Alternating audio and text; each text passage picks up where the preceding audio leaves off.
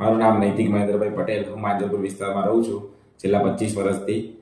ગત તારીખ 27 જાન્યુઆરી 2025ના રોજ હું સરસ્વતી બાકડા પાસે બેઠેલો ત્યારે ભાઉ દરબાર નામનો બુટલેગર, જે અસામાજિક તત્વો જે ફેમસ છે આખા માંજલપુર વિસ્તારમાં, તે ત્યાં સરસ્વતી 4 રસ્તા પર આવીને તરત એવું બોલેલો હતો કે તું મારી વર્દી કેમ લખાવે છે મારા દારૂના ધંધાની.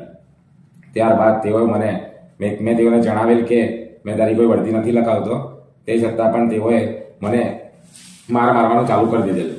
ત્યારબાદ અન્ય ઈસમો પણ તેને આવી ગયેલ 7 થી 8 માણસો.